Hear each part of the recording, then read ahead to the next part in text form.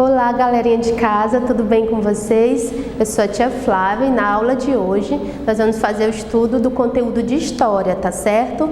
E eu quero que vocês acompanhem a aula de hoje lá no livro de vocês, volume 1, tá certo? Então nós vamos fazer isso na página 242. A chegada dos portugueses em Pindorama. Nas nossas aulas presenciais a gente fez esses estudos, gente, nós vamos só revisar para estar facilitando aí a aprendizagem de vocês, tá bom? É só um reforço da aprendizagem de vocês. Então, como nós vimos, as cidades de Lisboa e de Ouro Preto, elas têm muitas semelhanças, e isso acontece porque os fundadores da cidade de Ouro Preto, no Brasil, eles vieram de Portugal. Os portugueses, eles fundaram várias cidades nas terras brasileiras, né?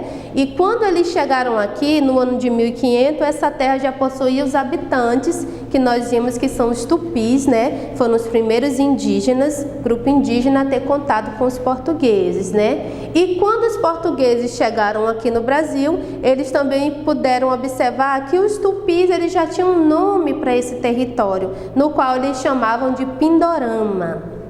Nós temos aí a imagem, né, de Oscar Pereira da Silva, onde ele traz o desembarque de Pedro Álvares Cabral em Porto Seguro no ano de 1500. Então a gente observa aí essa chegada deles, os portugueses em suas embarcações, e os índios, né, os indígenas no território que já era habitado por eles. Nós temos na página 243 que no dia 22 de abril de 1500, uma expedição marítima era liderada pelo português Pedro Álvares Cabral, e ele chegou ao local onde atualmente se localiza a cidade de Porto Seguro, na Bahia. Como a gente viu nas nossas aulas presenciais, gente, a Bahia ela foi considerada a primeira cidade brasileira, tá certo? A primeira capital do Brasil foi Bahia. E uma das primeiras medidas tomadas por esses portugueses foi fixar uma cruz no chão para significar que a partir daquele momento eles eram os donos daquela terra. E 30 anos depois, né, em 1530, o rei de Portugal enviou também outros portugueses para morar aqui no Brasil, porque eles tinham duas missões. A primeira era expulsar outros europeus que tivessem a intenção, né, de vir para essas terras brasileiras e também de procurar riquezas como ouro. É isso? Nós temos aí o Mão na Lupa, que traz algumas questões que nós também já respondemos, vocês podem estar revisando, que ele pergunta na questão qual a região que está sendo representada no mapa. Nós vimos que é o início da colonização aqui no Brasil, e também vem com o questionamento de quem são as pessoas que aparecem na imagem. Como a gente viu lá no quadro, são os portugueses, né, na sua chegada em suas embarcações, e os índios tupi no território já habitado por eles. E o que eles fazem, né, estão fazendo? Na imagem a gente observa que os índios estão na sua rotina diária, que é fazendo o seu trabalho, tá certo, gente? Na página 244... nós temos a ocupação e também a organização desse território. A gente viu nas nossas aulas presenciais que os portugueses eles buscaram algumas formas de organizar esse território, né?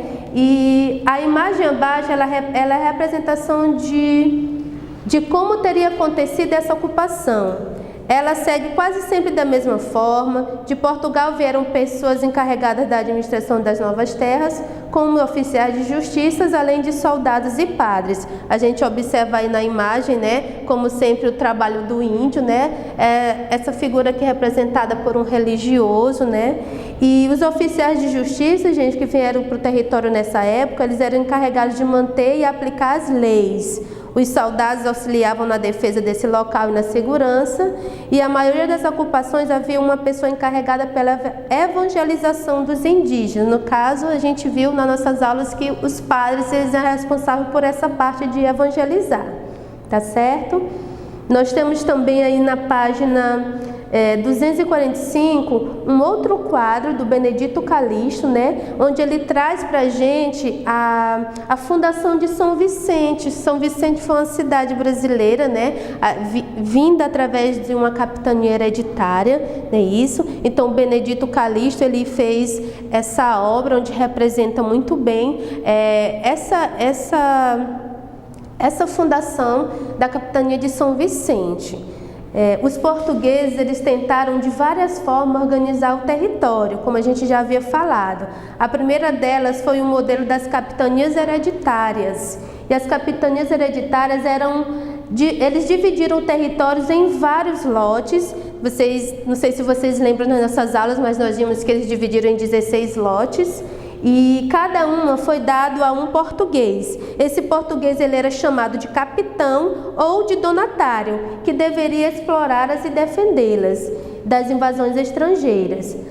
Em algumas capitanias, os portugueses iniciaram o cultivo da cana-de-açúcar e a criação do gado. A cana-de-açúcar, eu sei que vocês lembram, ela foi introduzida no Brasil pelos portugueses, porque o açúcar ele era bastante cobiçado lá na Europa. Gente, interessante que vocês lembrem também do nome capitania hereditária, que tinha esse nome também porque passava de pai para filho. Então, o donatário, ele tinha o dever de passar a responsabilidade de comandar aquela terra para o seu filho. Então, era passada de geração em geração, de pai para filho.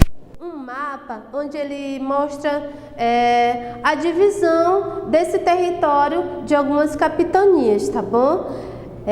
Nós temos aí a divisão e a gente tem que observar também, vocês têm que relembrar aí nessa página, que as capitanias hereditárias, como eu já falei, elas estão divididas em 16 capitanias, né? Elas também, gente, algumas delas trazem o nome de alguns estados brasileiros ainda da nossa atualidade, né? Do nosso mapa brasileiro, que é a do Ceará, Paraíba, Pernambuco, Maranhão e também Espírito Santo. Então, foram capitanias que receberam esses nomes de alguns estados brasileiros. Espero que vocês tenham revisado esse conteúdo, espero que vocês tenham relembrado muitas coisas que a gente estudou. Espero que essa aula tenha ajudado a vocês a reforçar a aprendizagem daquilo que eu sei que vocês já sabem, né? Mas não custa nada a gente lembrar. E como sugestão de atividade para essa aula, vocês podem estar respondendo na ficha do aluno, a página 135 e a página 136. Lá tem algumas questões que vão estar revisando essa aulinha que a gente fez hoje, tá bom, gente? Espero que vocês tenham gostado. Fiquem bem, se cuidem e até o nosso próximo encontro.